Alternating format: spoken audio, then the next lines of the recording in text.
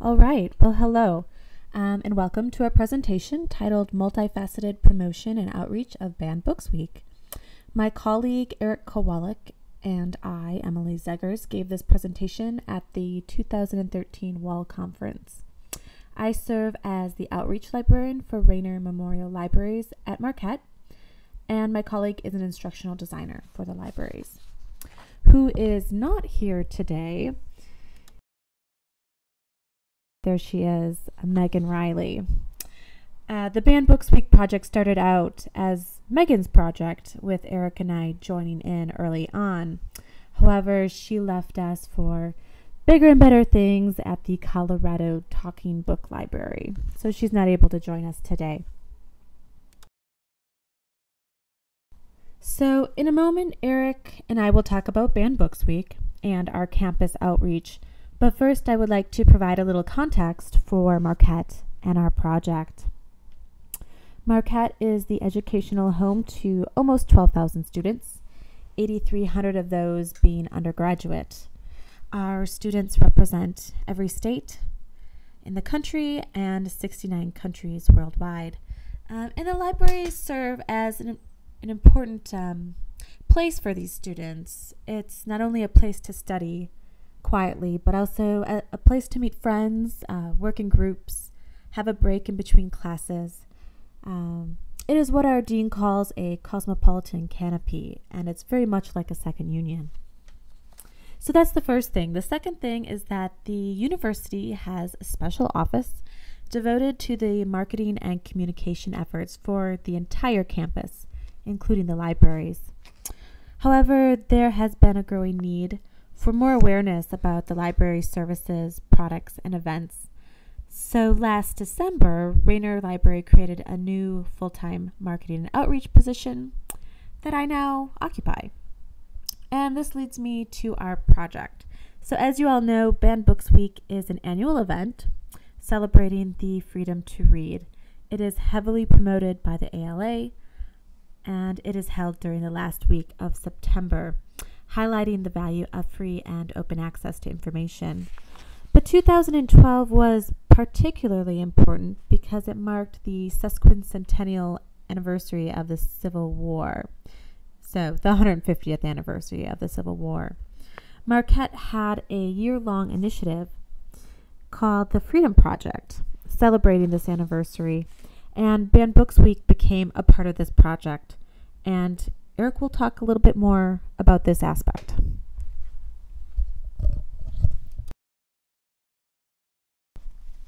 Thank you, Emily. So as she explained, the Freedom Project was the celebration, 150th anniversary of the Civil War, and the Freedom Project at Marquette was the brainchild of our History Department Chair, Dr. James Martin, who organized this interdisciplinary year-long event. To learn more about the project, you can click on the link, or you can visit www.mu.edu/freedom-project. The project's purpose was to recognize that, although Americans have a unique relationship to the idea of freedom, it is not, in fact, an absolute value, neither as it is defined nor as it is practiced. Abraham Lincoln, for instance, had not yet accepted that freedom for the slaves necessarily entailed equal political rights, and few of even the most radical abolitionists accepted the notion that American-style freedom included any political or most economic rights for women. Events during this year-long project included lectures on freedom-related topics by such speakers as Eric Foner, a Pulitzer Prize winner in history, art exhibits at the Haggerty Museum of Art, student theatrical performances at the Hellfair Theater such as Urinetown, and library displays on topics such as school choice in Milwaukee and banned books, a program Emily will now address further.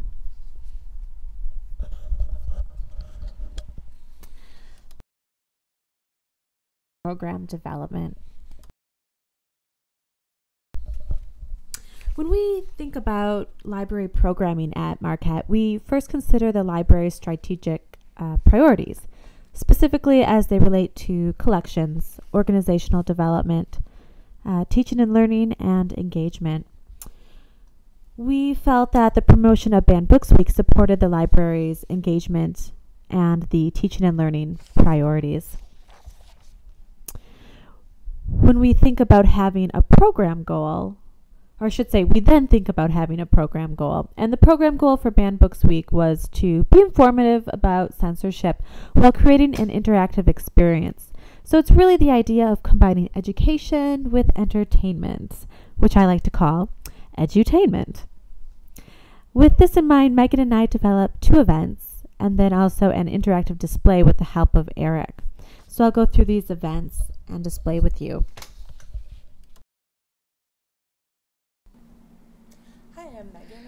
So the first event was a virtual readout. You all may be familiar with ALA's virtual readout campaign, where you submit a YouTube video to ALA of you reading a banned or challenged book that is of particular importance to you. Now, the purpose of the campaign is to spotlight the harms of censorship of both books and information. However, we decided to do our own virtual readout for one day in the library to give it a physical, local presence. We set up a table in one of our study rooms near a high traffic area, of course near the coffee shop.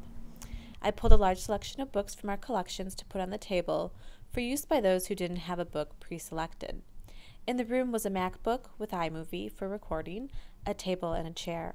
Students, staff, and faculty came to read their favorite censored book throughout the course of one day. Some registered in advance, and some readers were simply passing through. And others were students from an education class studying the teaching of literature that I had reached out to prior to the actual event. All participants signed a release form stating their permission and preference for accessibility of their videos on our library's YouTube channel. An example of our video can be seen on our YouTube channel. There is a particularly interesting one of Valerie Beach reading a children's book. We had edited her video to show the illustrations from the book, but faded in and out to avoid any copyright conflict. Moving on, the festival. It was a day-long showing of 4 films based upon banned books. Megan and I selected the 4 films shown here. We have Lord of the Flies, Howl, Twilight, and The Hunger Games, after consulting with library student workers. In retrospect, we would have liked a broader range of students to select the films so that they would have been more invested in the program before actual publicizing happened. However, we had some time limits and copyright restrictions preventing this. So for a fee, we were given one-time showing rights by Swank Incorporated for the films that are listed here on the poster. All films were shown on a Friday, so one day in the library, starting at 1 o'clock in the afternoon and then ending with the last film starting at 7:30. So attendance was definitely greatest in the evening for the showing of The Hunger Games, and was least for the first film, Lord of the Flies, shown at 1 o'clock. If we were to do this again, we would show the films on several different days, all later in the evening, probably around 7:30, because the students seem more available at this time. The last component of the celebration was an interactive display. The idea for the display was to have 2 parts, a physical display and electronic display. The content for both displays were selected from ALA's website. And you can see here the physical display embodied the more traditional display of books banned over the years. We chose 4 arbitrary categories, the top 10 as reported by ALA for 2011, the prior year, classic books, government banned books, and young adult banned books, to illustrate to patrons what books have been censored and banned throughout the years. And I can tell you many people were quite surprised when they saw what has been challenged. Each book had a description beside it and included the main reasons for it being challenged or banned. The books selected for the physical display were mimicked in galleries within the digital display. Both displays were placed in a heavily trafficked area, again, near our library's coffee shop. We also took the opportunity to publicize our events in this same space, using a large poster that you see here in the upper right corner. The biggest hit were these 2 whiteboards that you see in the upper left corner. We have had much success using whiteboards to interact with students. They seem to be highly engaged with passive participation. In this instance, I wrote, "What is your favorite book?" And as you can see, these two boards were completely full, and this happened within 36 hours.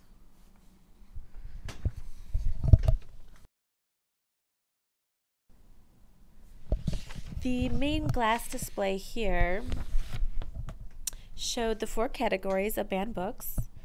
You can see at the far end case, this case had books about banned books, and the near glass case had films based upon banned books. The next, a little more close up. The question was raised whether or not we feared vulgarity by students on these boards, and we've had the experience that they self-censor themselves. So it isn't a concern for us. These boards also were quite informative. They gave us insight into what our patrons like to read. So that was an unexpected.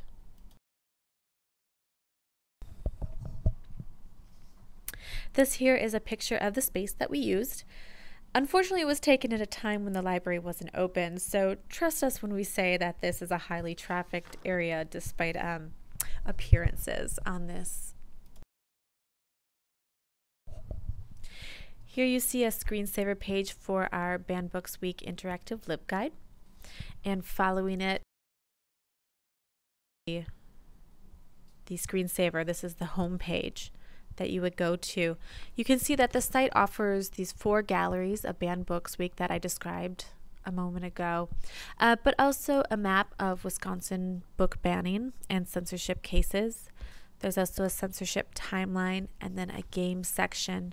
And Eric's going to walk you through this aspect of the display since he did all the development.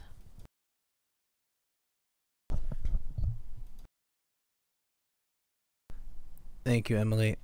You can view the LibGuide by clicking on the link within the slide to follow along while we discuss further how this was developed. As Emily had mentioned, she and Megan developed the content, and I incorporated that content into the LibGuide. The site utilized cascading style sheets, or CSS, to create a less boxy look and feel that are common to most LibGuide designs. The LibGuide also utilized jQuery, a JavaScript library designed to simplify client-side scripting to create the interactive list of banned books by various categories.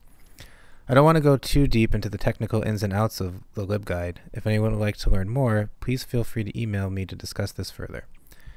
In addition to the interactive list of banned books by topics such as young adult and books banned by governments, the site also included an interactive Google map Megan developed, which showed a selection of censorship cases in Wisconsin. This map provides an easy visual way to see where cases occurred, what the case related to, for example, banning by a school, university, or government. In addition to these interactive features, I also utilized Articulate Studio, a suite for developing e-learning courses, to create an interactive censorship timeline and a self-assessment banned books quiz. Since these items were created in an e-learning suite, they could easily be incorporated into a learning management system, such as Desire to Learn, providing a way for faculty to easily incorporate them into their courses if they were interested in doing a piece on banned books. The final, and in my opinion most fun interactive portion of the LibGuide, is the fun and games section. In this section, there are 2 games, a word search created with jQuery and a crossword puzzle created using the free tools at studystack.com. For both games, Emily created the content.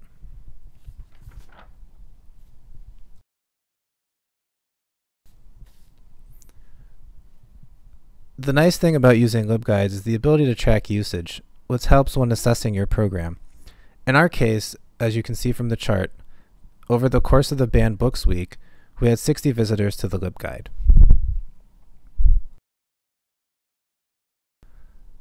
LibGuides also offers a way to see where visitors to your LibGuide came from. In our case, many of the visits came from patrons who had read about the events in either the news section of the library website or News Briefs, a campus-run biweekly internal email that Emily will discuss later. The last 3 refers, for which I was unable to grab a screenshot of, come from Facebook, most likely from the library's Facebook post about the event.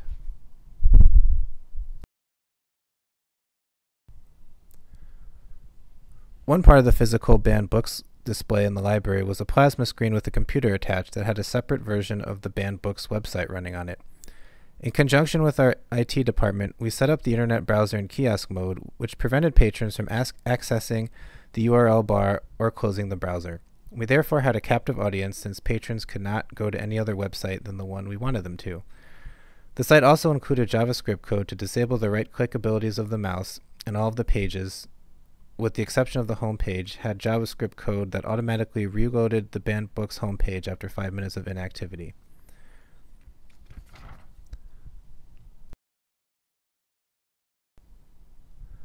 Since this was a separate website on our library server, we were able to use Google Analytics to get usage data of the display. There were 60 visitors, and according to the time on page, the top 10 banned books of 2011 was the page patrons visited the longest, with over 20 minutes of total time on page between the 5 visitors. And now I'll turn it back over to Emily to discuss the promotion aspect of Banned Books Week. Multifaceted promotion part. It has been historically challenging to promote library events. We are competing in a way with many other departmental events on campus. So to succeed in publicizing, we need to utilize a variety of promotional outlets so that our message is received. And I will walk you through the outlets that we used for Banned Books Week. So twice weekly, the Office of Marketing and Communication publishes a description of campus events and happenings. There are 2 versions of this publication, a student-issued and a faculty and staff issue. This is a must-read for most of the campus, so we definitely utilize this outlet for all of our events. Rank on the page is important. People tend to read the main items that you can see in the left side of the screen and possibly pay a little less attention to the right column. If you have a similar department to our Office of Marketing and Communications, definitely work with them on the timeline and description of your events. Do include the appropriate library contact in the announcement. But if your university doesn't have this type of communication department, there is likely another office on your campus that has a similar responsibility to reach out to students and faculty. So possibly your Office of Student Development or Provost's office. So contact a person there, or if you happen to not have anything like this, think about starting your own publication. When sending out messages, you will need to get approval to use emails, and your IT department will likely have the emails and know how to go about the approval process, so contact them first. So this next slide shows an image that we put on several TVs across campus, and they're called our Access televisions. Almost every building has them. And they're a good way to gain visibility to potential patrons of the library, those people who don't necessarily come into the library quite so often. The greatest part about this is that it doesn't cost a thing and is very easy to implement. What we use for the virtual readout on the same Access. So here you see the Marquette Tribune. It is Marquette's student newspaper, and in our instance, we were very lucky. Eric was contacted by a news writer for the Marquette Tribune, and I ended up doing an interview with their news writer about our Banned Books Week campaign. So happily, we ended up making the front page of the paper. But just a note, I would recommend sending a news release for any events that you're having far in advance of the event. Now, since they contacted us and we didn't contact them, this didn't happen. But what the outcome was is the article came out the day that our events were happening, and it may have been too late for anyone to really plan to attend based upon reading the article. So timing is a little bit of a struggle, but earlier is always better than later. So I'd recommend getting out an announcement early on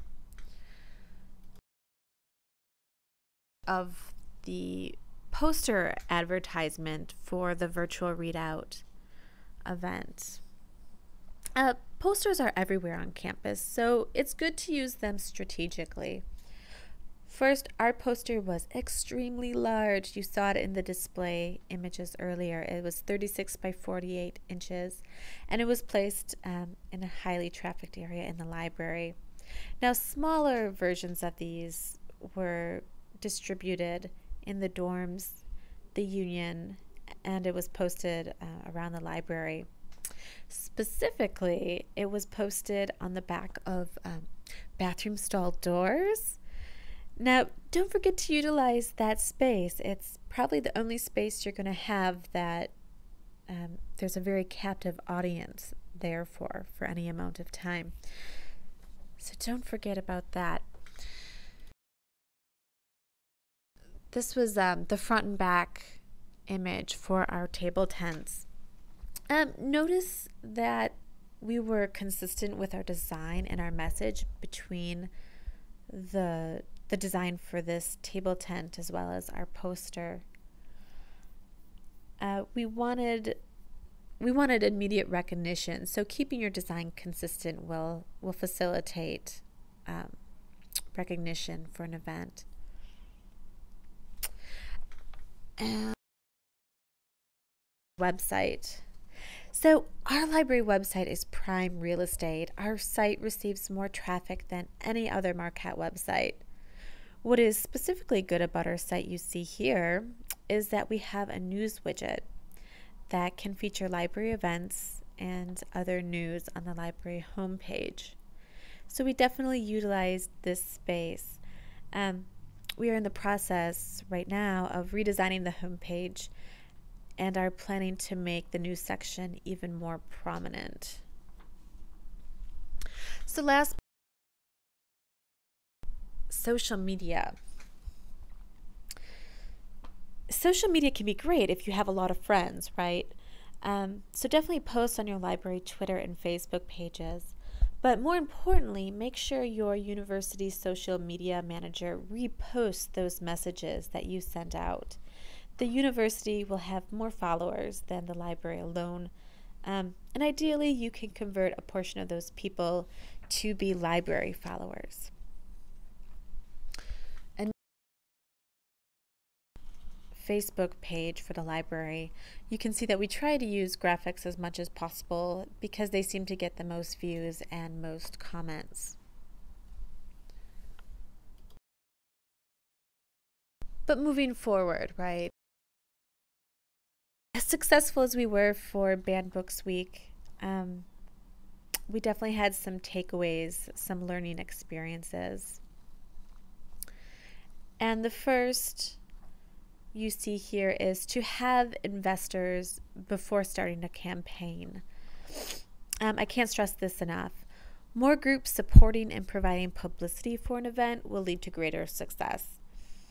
Students' network and messages coming from them are much more powerful than messages coming from me in the library.